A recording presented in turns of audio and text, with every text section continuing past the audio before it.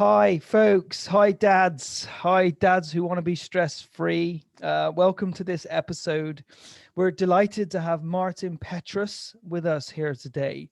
Martin is a breathwork and meditation coach and trainer. And after meeting Wim Hof, some of you might have heard of Wim Hof and the Wim Hof method, Martin was inspired to learn more about the benefits of breathing patterns to manage both mental and emotional states. How cool. He's extended this learning to incorporate respiratory physiology, just about made it through that, as developed by Patrick McKeown, the founder of Oxygen Advantage. So using both integrative breathwork, Martin continually researches how people can benefit from both a scientific and spiritual approach, which is why we've got him here. We want to know what this guy has to say about building a stress-free body, stress-free environment, stress-free life. He runs regular workshops where he focuses on mindset training using breath work and cold exposure. He also coaches athletes with modern hypoxic training methods. Literally, I've never heard of that before. Looking forward to hearing about that. And traditional pranayama techniques. Cool. So, wow, what a mouthful. Well, how exciting. Martin, welcome, bud. Thank you so much, Benjamin. Thank you so much for having me here. It's a huge pleasure. Great. So almost a bit of a context here. I came across, when COVID kicked off last year, I came across cold water therapy and breath work simultaneously. And it just got me thinking, what can I take responsibility for? I don't understand the virus, don't understand what's going to happen next. What can I take responsibility for? What has to change? Blah, blah, blah. I think a disclaimer right at the top here is important. We're not telling anyone what to do. We are just giving people some information to explore a topic and go and find out for yourselves whether or not this might be right for you. But I can say undoubtedly, this is my experience and investigation of this has had a huge impact on me spiritually, emotionally, physically. My wife tells me if I'm in my head and all over the place, just go away, go out into nature, get in the cold, just leave, go, man. Um, so yes, that's just a bit of context. So we brought a specialist in here to help us with some of that. Martin, can you please give us a bit of background, how you started, where you live now, and sort of bring us up to present day? Sure. Yes. So for me, it started about 5 years ago when I met Wim Hof, the Iceman, the crazy Dutch guy who did a lot of weird stunts with the cold. And for me, that was a massive breakthrough because I've always been really, really afraid of low temperatures and always thought that I'm going to just get ill just by being exposed to the cold.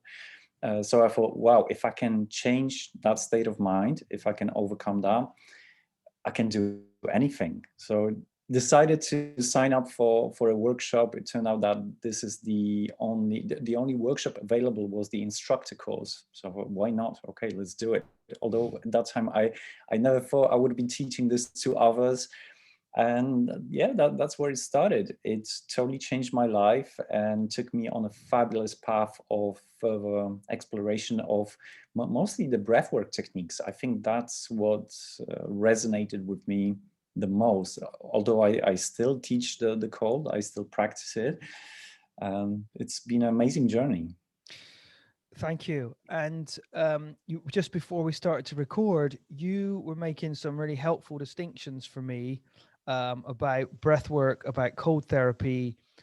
What is the difference for assuming someone's listening that hasn't been introduced to this before? Can you just tee some of that up for us and explain a little bit more? Okay, sure. Because cold therapy has been with us for ages. We have evidence, like in ancient Greece, they did use cold water therapy for health, and probably even earlier than that. It's been in various spiritual practices, in various rituals as well. And of course, breathwork has been also with us for ages. Recently, I tried to trace back when was the first moment that humans actually started to use conscious breathing in order to achieve any specific outcome, like changing their, improving health, or treating it as a spiritual practice. And it is really hard to pinpoint that, because a lot of the first, let's say, ancient teachings, they were just transferred orally. So it's probably like 5,000 BC at least, or even earlier than that. Well, I'm happy to say that breathwork has been with us since the beginning of humankind. Okay, and then comes along a guy who decided to combine those two elements. So Wim Hof, in his approach, has the gradual exposure to the cold and also breathing techniques. All of that is combined in this one method, which also has a very, very strong element, which is the mindset. So engaging the power of the mind in those other elements. It becomes like a constant feedback loop where those three elements work together, work better than practice separately. But of course, we can practice them separately. I have, as you put it, I was very afraid of the cold as well. I never wanted to admit that, as what guy admits they're afraid of the cold? What male? Women are just so much more honest than men. So for me, just the thought of being able to expose myself to water and not die as a result was like, what? How can this work? But the truth of it is, people are impressed by the pictures of people in the cold. It's been my experience that breath work, if it wasn't for breath work, there's just no way I'm getting in that cold. And it seems to fit, because I've been practicing meditation seriously for sort of 2 or 3 years now. And if I'm not accessing conscious breathing and giving myself periods of time in silence each day, I just end up stuck in my head, stressful, body full of stress, have mini dramas here, there, and everywhere. So in fact, the cold almost came second. It was to take my own breath work seriously, to pull me into my body. Actually, the cold stuff was another blessing, because it took me out into nature to start to interface with nature more seriously. I need both. I need nature, I need breath work to create a stress-free internal environment. That's how I describe it. Martin, would you be willing to respond to that? That's exactly that. I would say breath work is the gateway to just accessing yourself, your state of mind, getting a better contact with your body, and getting a better contact with nature. And with the cold, as you said, it is a primal instinct where fear comes up. And no matter how many times you've been in the cold water, you still get that, you get the respect. Yeah. So, and breathwork can be a way of letting go of that fear, and really connecting with your body, connecting with what you feel at that specific moment, actually dropping into the present moment. That is so important. And yes, so breathwork and the cold, they go together very well. But I would say anything that you do, if you're doing movement, yoga, heat exposure, might as well, and anything that connects you with yourself, then the breath is there. So I want to come on to the present, and the talking about the present is such an unusual topic, because there's no better experience of the present than experiencing being in the present. There's no point in really talking about the present. And yet the way we're raised, what culture, particularly in the West, what culture dictates is go build stuff, go consume. You got to be somewhere else, you got to be someone else, you got to be 10 steps ahead of yourself, or you're focusing 20 steps behind. And life, the only place life can happen is now. And so what I've asked Martin to do is to take us through, as a teeing up experience. To take us through is it 5-6 minute breathwork exercise, Martin? Yep. So if you are driving, we don't recommend you continue to play right now. Either hit pause until you pull over. Strong recommendation to not do this whilst you drive, but ultimately the choice is yours. So yes, so I'll hand over to Martin to take us through that right now. What a gift. Fantastic. And also, if you have any medical conditions, neurological conditions, I would advise just to take it easy. You can still breathe very gently in and out through the nose, but maybe go easy on the breath holds.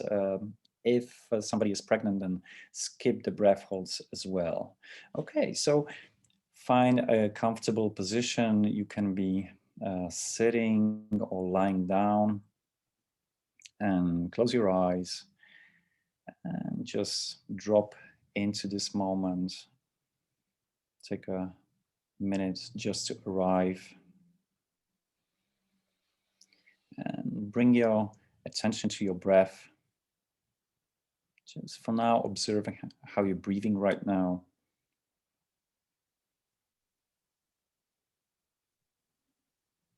And anything that is happening in this moment is good and is right for you. No need to judge. No need to be breathing in a certain way, letting go of the concepts of correct or incorrect breathing.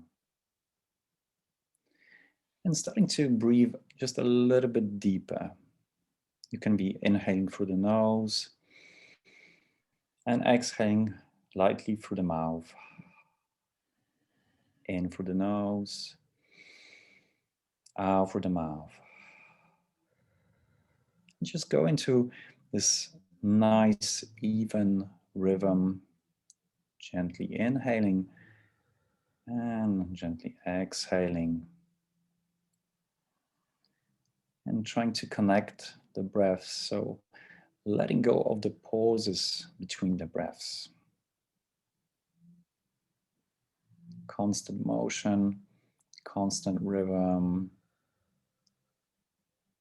And while you're breathing like this, keep this rhythm, keep this natural speed, and shift your attention to your belly. Notice that when you're breathing in, your belly is gently expanding. When you're breathing out, your belly is relaxing. In through the nose, out through the mouth. Maybe already you're starting to feel some tingling sensations in the body. Maybe a bit of lightheadedness. And these are all natural reactions of your body. Few more deep breaths. In through the nose, out through the mouth. And really focusing on getting the energy into your body with the inhale and relaxing with the exhale. And now taking a very deep breath in, all the way in, and holding the breath on the inhalation, just pausing for a moment and trying to really relax while holding your breath, fully conscious, fully present, aware of what is happening with your body. And now gently starting to exhale, very slowly and lightly releasing the air. And again, taking a deep breath in, all the way in, and holding up to the top, and holding. The lungs are full. Relaxing. And gently starting to exhale. And just one more deep breath in, all the way in. And pausing at the top. Holding your breath, relaxing. And one last time, and with this exhale, really relaxing the whole body, letting go of all that tension. Exhaling. Coming back to normal breathing in and out through the nose. And just take a moment just to feel for yourself.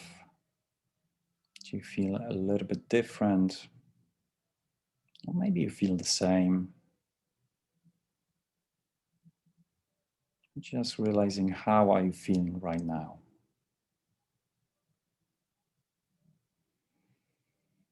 Okay, and opening your eyes, coming back to the space that you are in.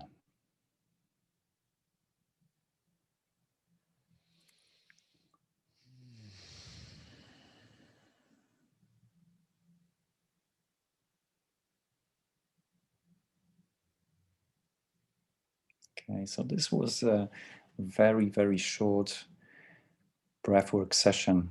Usually we do it for a little bit longer.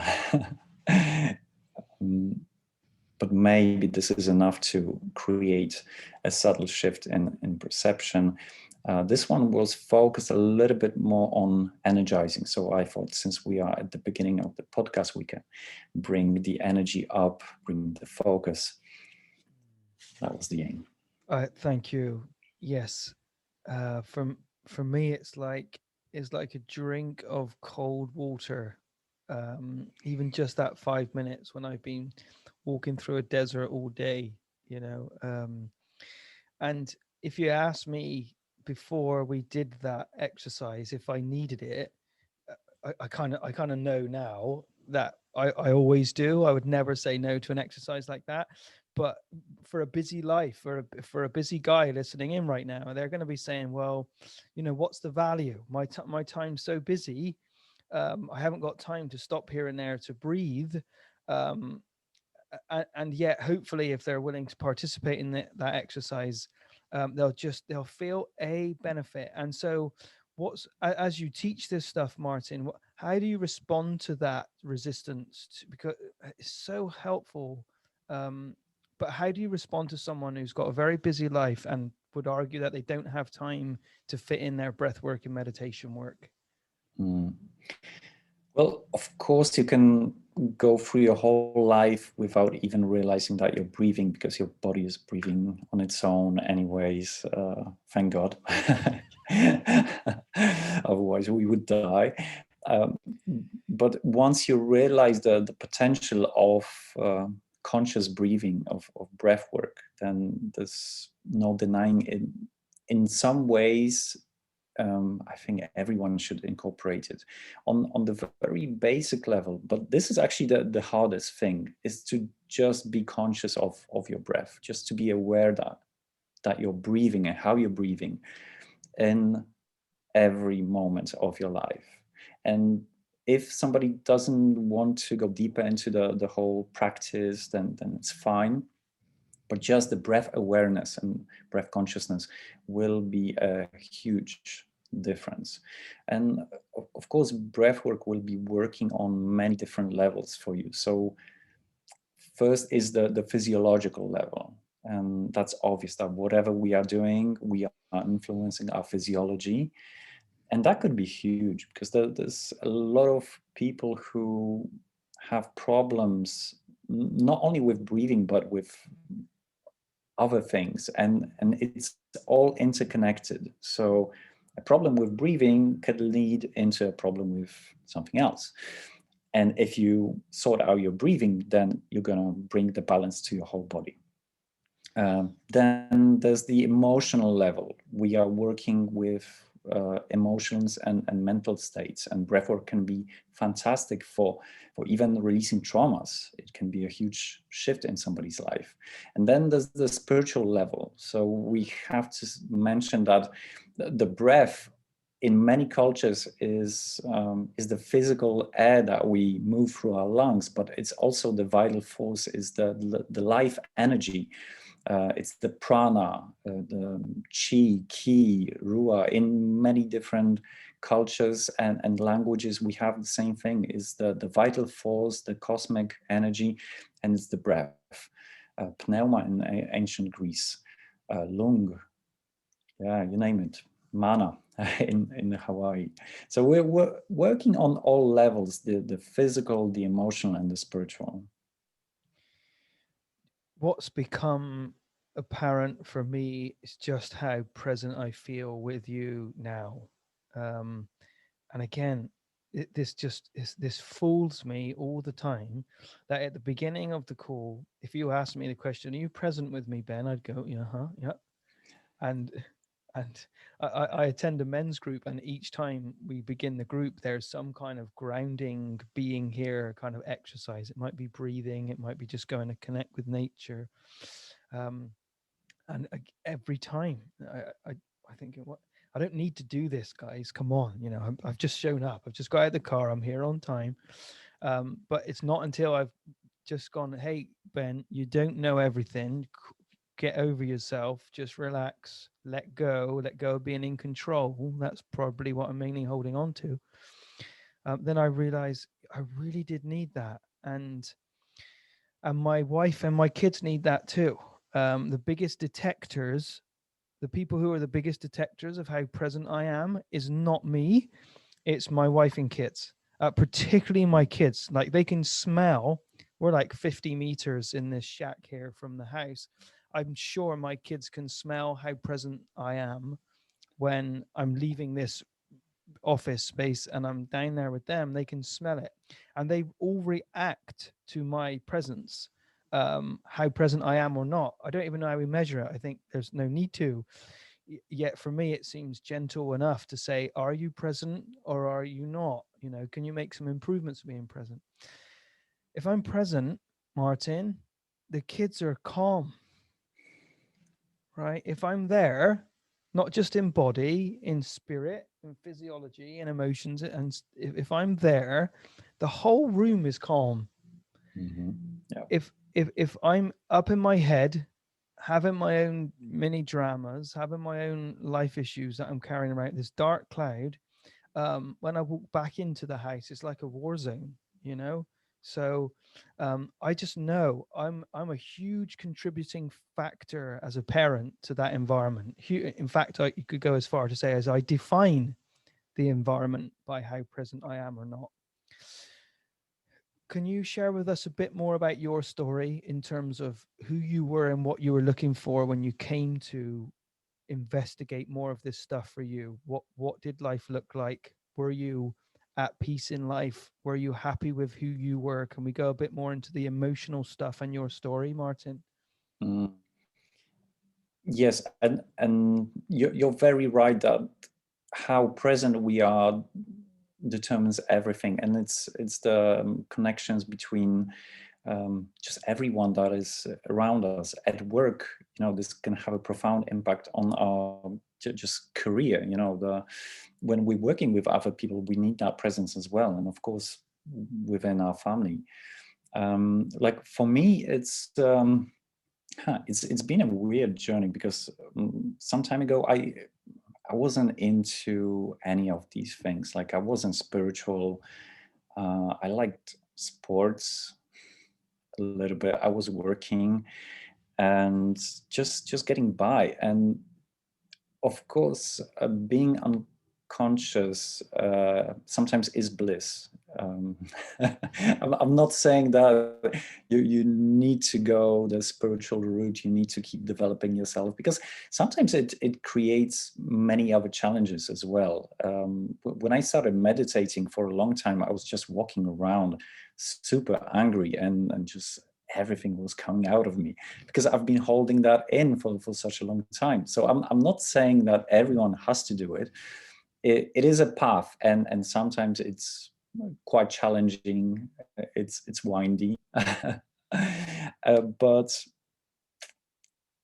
mm, yeah. So when I started this journey, I realized that it's starting just to unfold itself. Like everything keeps falling back into place as it's supposed to be. When I look at back at my life, like the past 5 or 6 years, everything is perfect. I wouldn't change anything, and new things are happening for me, which are just amazing. It all keeps changing. So I would say that wherever you are in life, just let go, let everything flow. Everything will appear in the right moment. Stopping resistance is a big one. I'm still learning that to kind of not to try to go and grab and achieve, just to let things happen. I find one of the hardest expressions to hold and to allow myself to be in is I don't know. You know, and ultimately for me it's a signal of I'm willing for a work to be done through me, right? So it doesn't mean Mhm. I'm just gonna sit back in my chair and put my feet up. There might still be some action. There might still be something to take responsibility for in some sense. Being willing to be in that place of I don't know is so, particularly for men, is so hard when you're providing for a family, leading a family. You've got children that need your attention and time and ask you questions, thousands of questions per day it seems. How to simultaneously, even spiritually as a minimum, be in that place of I don't know, and I don't need to know all the time, and like you say, just let go and be in that flow. Such a beautiful place to live.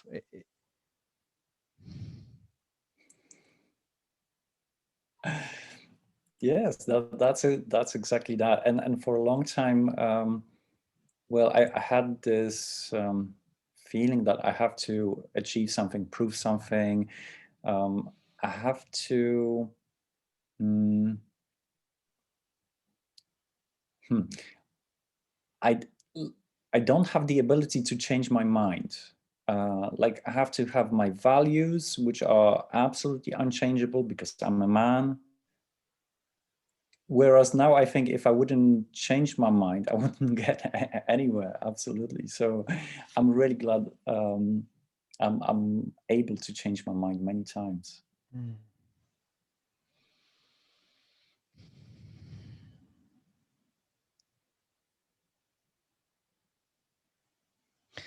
I'm just really enjoying being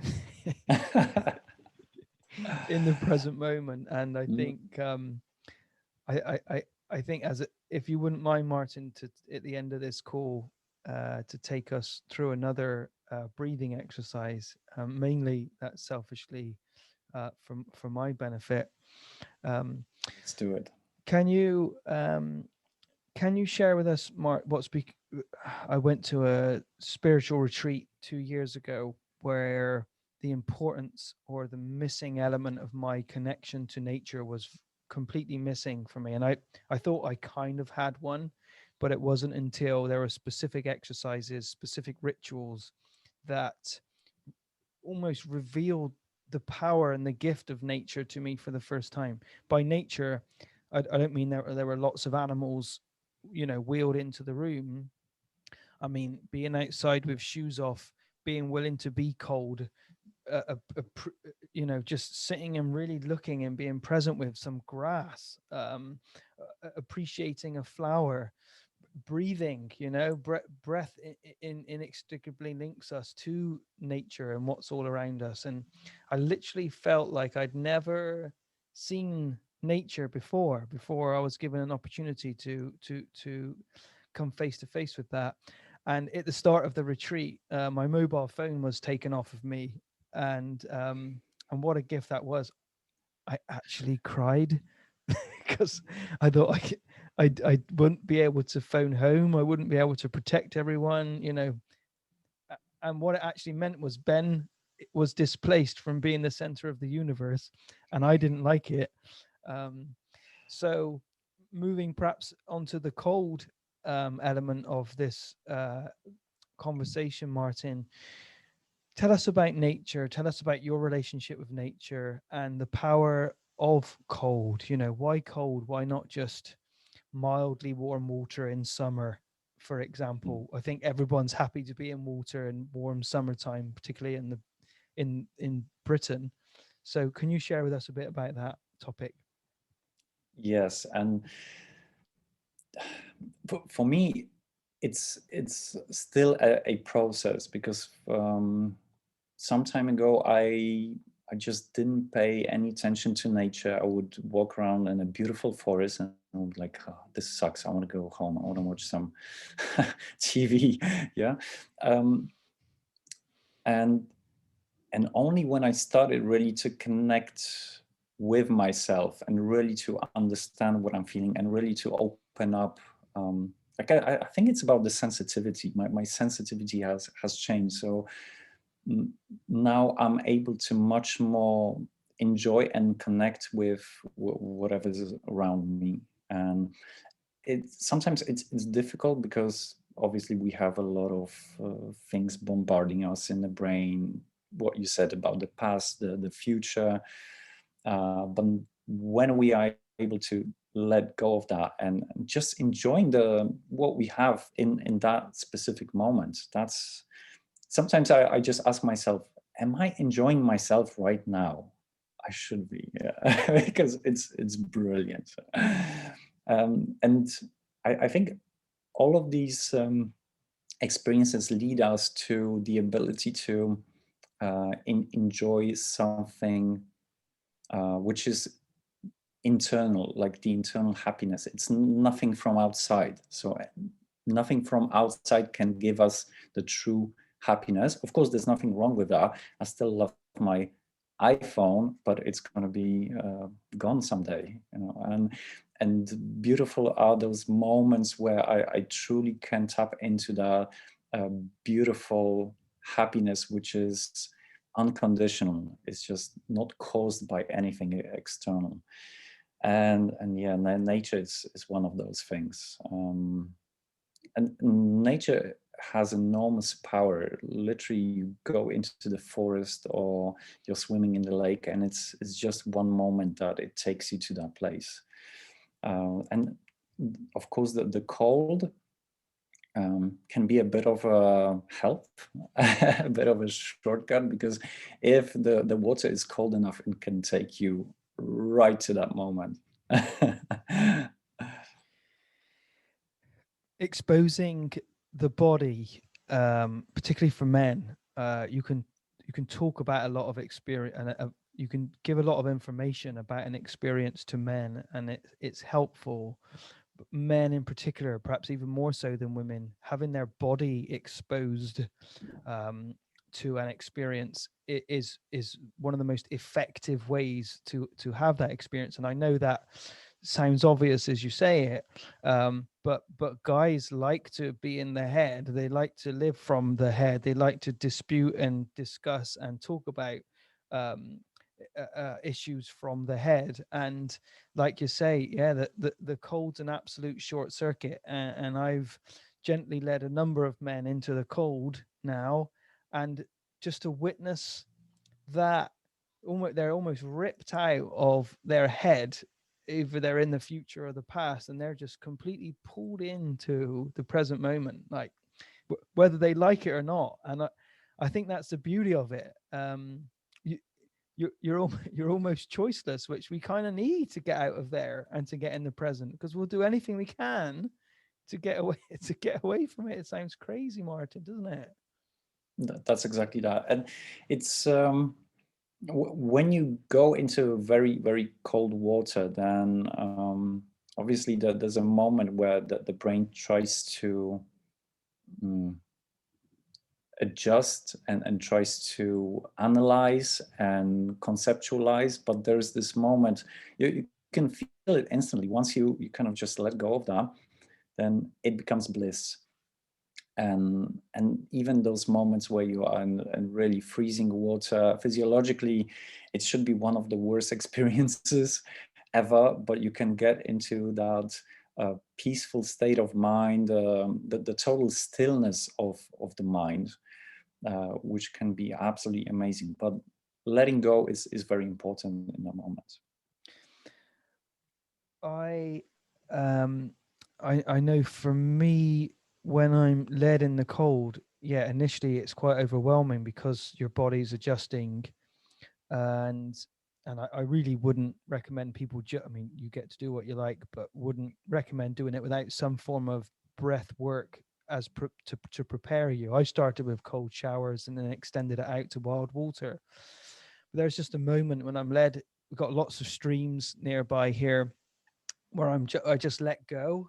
I just give up control, um, and I become instantly attached. And it's like the trees and the environment, or almost I can literally. It sounds insane, but I feel their aliveness. I can feel their proximity. I can feel their presence, in a way that I'm almost in that movie Avatar, where there was that energy that runs through the earth that connects everybody, that the people that just want to mine all of the unobtainium, that's what they were trying to mine. I had no idea I was even going to mention that, and I didn't think I'd be able to remember the precious metal they were trying to find. It really does connect me to that. It's something that's beyond my control and gives me an appreciation and a connection to nature that I've never had. And I dare say, for me in particular, Martin, before I've had these experiences, I would go out into nature as well, and I'm checking through my phone. I'm thinking about what I got to do, and I'm looking forward to the movie I'm going to watch that night, and thinking about something I should have done better 3-4 hours ago. And I was quite numb. I think that's the word I would use. I was quite numb to that relationship. Actually, it's the word we had. That relationship with nature that is always on offer. I just wasn't ready to have it. Is that fair to say? That's exactly that, and that's what I felt as well. Is that at some point I started growing up, kind of got to that point where I'm really starting to enjoy every moment, whether that's a moment in nature or it's with other people or just with me on my own. And mm, and also here's what you're gonna like. So you mentioned water, and well, humans are mostly water. So this is exactly this is the loss of the barrier between us and the water, the stream or the lake, and that can be beautiful. And I don't know if you believe in the power of intention, setting an intention and then letting it go and it manifests itself. So here's the thing. If you go into a lake, that's a massive massive volume of water. It's like a big antenna because information is carried by water. So when you go into it and set an intention, it really works powerfully. And I've tried that and it happened. I don't know if cold water makes a difference. Maybe it does because it's putting you in a specific state of mind, what we said earlier. But setting the intention before going into a lake or a stream could be very, very powerful. And I've seen that happen a lot of times. Thank you for that. I think you're way ahead of me. I'm still led in the cold. Half of me's going, what the hell are you what the hell are you doing here? And how have you heard of the Enneagram, Martin? No, it No. doesn't matter. How I show up on the Enneagram is an important almost personality tool study, you could say, thousands of years old. I'm all about the I know what you mean. Yes. Okay. Yeah. I'm all about the feeling in terms of how I show up on the Enneagram. I'm all about relationship. I'm all about the feeling. So for me, the relationship with the cold is all about that feeling and gives me access to something where I feel held, something that I've been so resistant to for my whole life, so afraid of, and that and eliminate reducing that fear and improving that relationship with what I don't know, as you've put so beautifully here. For it, just that has such a powerful knock-on effect to how you approach other things in life. It's not just I'm doing this breath work, this cold work, in isolation. How I show up in that environment, what I'm learning from that environment, you can extrapolate into every other element of my life. So for me, it's very important. For me, it's very important. That's exactly that. And there's even a scientific term for it. It's cross adaptation. So whatever happens in the cold can convert to normal day life. If you have a problem with stress, if you manage to get a hold of that using cold water therapy, then it can beautifully translate to everyday life, any kind of situation. You've perhaps one of the last points, Mark. You've told me that that scientists right now they're not really sure where to put the benefits or really rubber stamp or say exactly what it is about this exploration that is making a difference. Is it the temperature of the water? Is it the water? Is it the social benefit? Feeling like you belong to a movement of people that are exploring their relationship with the cold? Is it just opening yourself up to nature in a very raw, um, almost brutal way, but the way that we had a relationship with it that perhaps is lost, that we had thousands of years ago? Right now, it's very difficult to separate all of the different components that could be having an impact. And for me anyway, I'm only speaking for myself here. For me, it doesn't really matter. For me, go and give it a go, and you go test for yourself to see if it has an impact. Does it improve life? Does it reduce stress? Does it reduce fear? Is that what you would recommend, Martin? Would you agree with that? That's exactly that, because science has become a little bit of a religion. We kind of understand like anything that can be measured, does exist. Anything that can be measured doesn't exist. And of course, it's an important branch of our living. But then again, we have thousands of years of exploring, the nature of the mind through experience, through introspection, through meditation, and that works as well, because all the cultures, all the teachings are based on that, and we have specific schools, specific methods of how to get there, how to do that. And this is, I would say, this is a scientific way of exploration. Nobody is saying that you should believe it. You should test it out for yourself. Is it really like that? Does it work for you? So that's exactly that. We have a list of benefits from cold water exposure, which have been tested scientifically, and the list is long.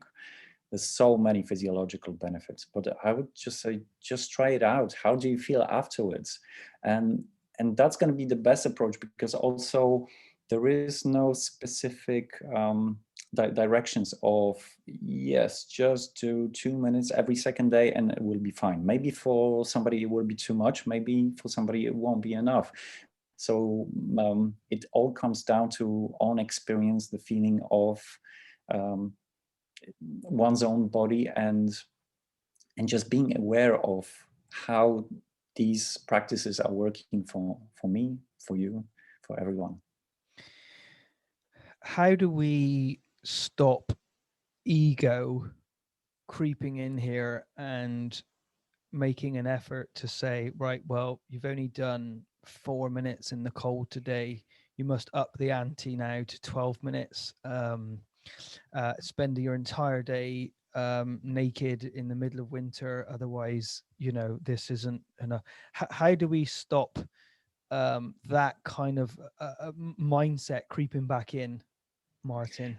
I'm so glad you asked that, because yes, I've done that many times. Even when I was teaching these things, I had the notion that I have to push the limits. I have to be the Iceman, the guru.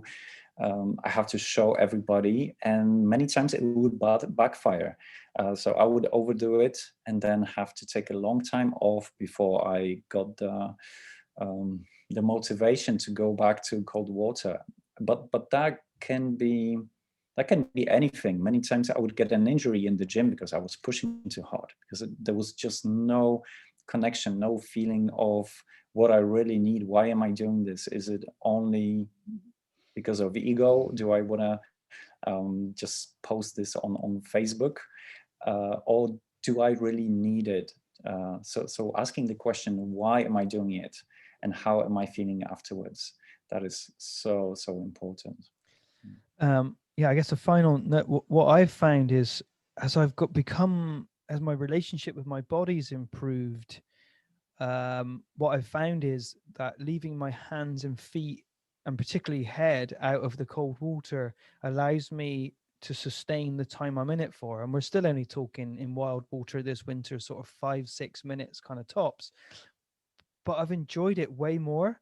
I've been more present, and if I force myself to have most of my body, with the exception of my head, under, and it really limits the time I can be in the water for. But I'm just learning, and that's the fun part. Almost, it's to learn and let go of needing to be somewhere with it, not complaining too much that summer's on its way, so where the heck am I going to go to get cold?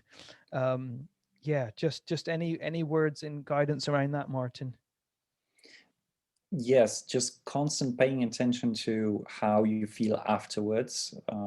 And I would say sometimes less is more. So doing a shorter exposure, but more consistently, that works great. Of course, in the summer, you can do things like, biohack a chest freezer and still have cold exposure, super cold water in your garage. There are methods of doing that. But also nothing beats the exposure in nature, going to a lake or a stream, even if the water is not freezing, just taking it easy, waiting for the winter. Yes, dipping the head, that's interesting what you said, because obviously when you dip your head, then the head is much more sensitive than the rest part of the body. And you could leave that to the last moment. Of course, after getting used to just very short exposures, maybe even with a shower, getting your head used to the cold. And yeah, just paying attention to how you feel the next day, the day after, and adjusting to that. There's going to be different moments, because if, for instance, the load on the nervous system is bigger, then you're going to feel the cold much more. So if I'm not getting enough sleep, if I have a lot more stress, then maybe I should take it easy with the cold. Really helpful.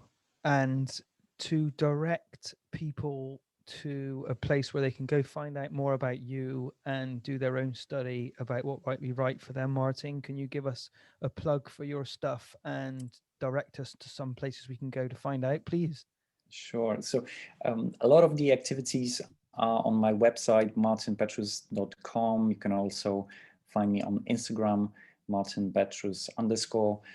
And yeah, so in the UK at the moment, there's not much activities that I'm doing. I'm in Poland right now, but in the near future, hopefully I will come back to the UK and do some workshops. Some things are happening online. There are also guided breathing sessions. You can check those out. And yes, maybe in the near future, I will be doing more online activities as well. Thank you, Mark. I'll put that stuff in the bio notes. And would you be willing to just give us a short 3 to 4 minute breath exercise, Martin, to just finish off this session? That would be great. I would love to. Okay. So we're back in a comfortable place, sitting or lying down, relaxing, and just for a moment, feeling our body dropping in, feeling the weight of our body on our chair or on a cushion, grounding.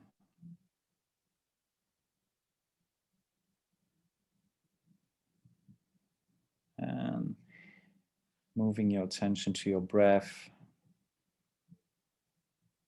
And again, breathing a little bit deeper, inhaling and exhaling. Inhaling through the nose Exhaling through the mouth. And going into your steady rhythm, one breath after the other, no pauses,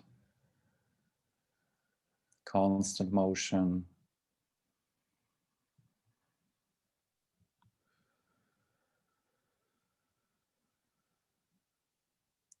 Deep breath in and light breath out.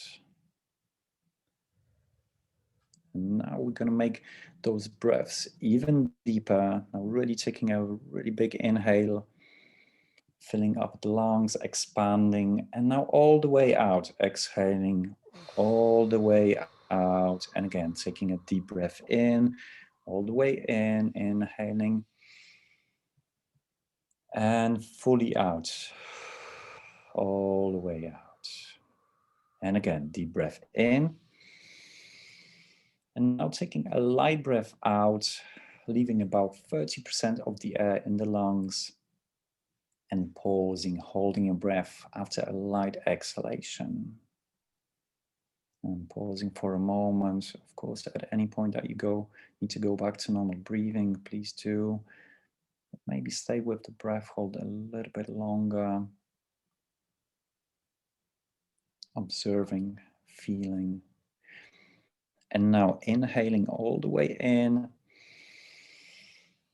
And pausing at the top, the lungs are full, holding and resting in that breath hold.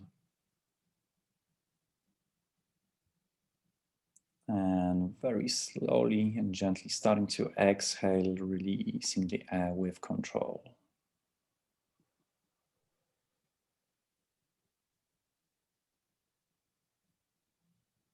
And now switching to nose breathing, still keeping your eyes closed.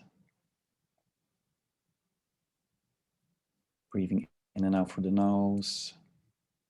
And see if you can slow the breath down. Inhaling for 4 seconds. Exhaling 4 seconds. Inhaling. Exhaling. Inhaling 6.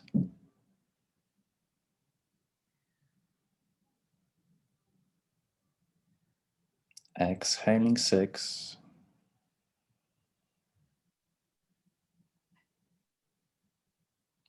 Inhaling 6.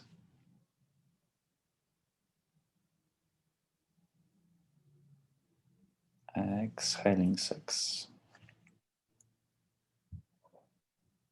And you can continue this rhythm for as long as you like, inhaling for a count of 6 and exhaling for a count of 6. Gently breathing in and out through your nose.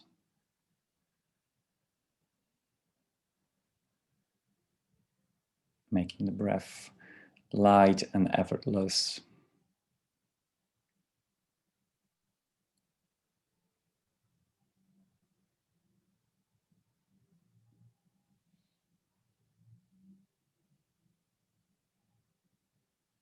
And you can continue this breathing for as long as you like. And then when finally you are ready, you can come back to normal breathing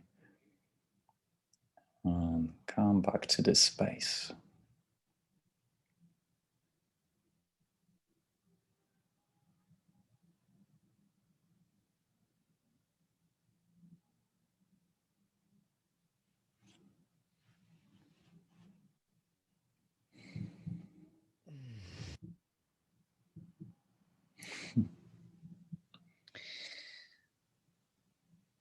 Martin, that's been